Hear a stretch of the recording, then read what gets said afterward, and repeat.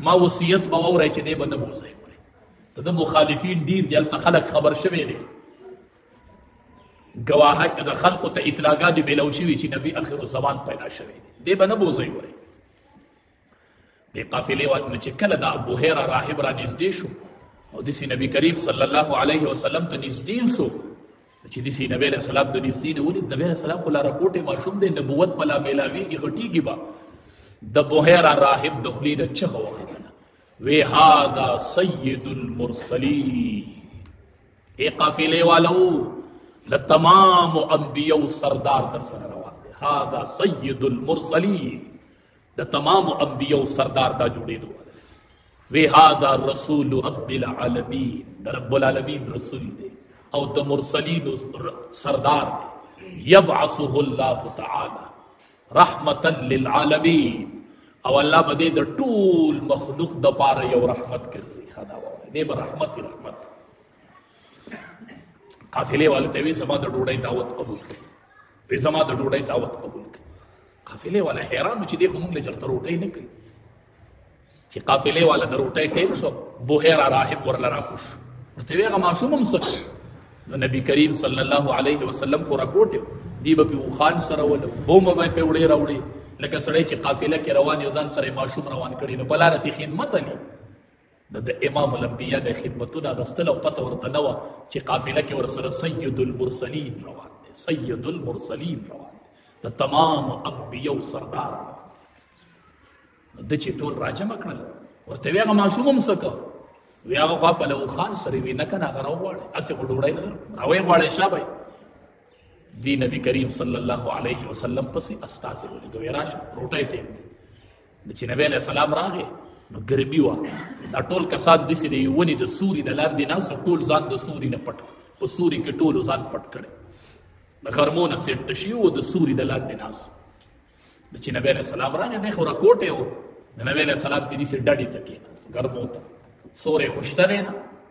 نو نبی کریم صلی الله علیه وسلم غرمو ته کېناست او دا قافلې والا سوري ته ناست دي، د ونې د سوري د لاندې.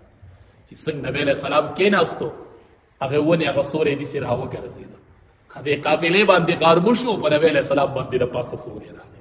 بوهیره راهب ورته وی ما درته نه ویلي هذا سید المرسلین، دا به د تمامو مرسلینو سردار جوړېږي، ښه دا سردار دی، دا وپېژنئ، ډېره بختوره قافله یې، خو زما وصیت واورئ چې دې نه وځئ، د دا په دشمنان دي، مخالفین دي، دې د دې ځای نه واپس کوئ.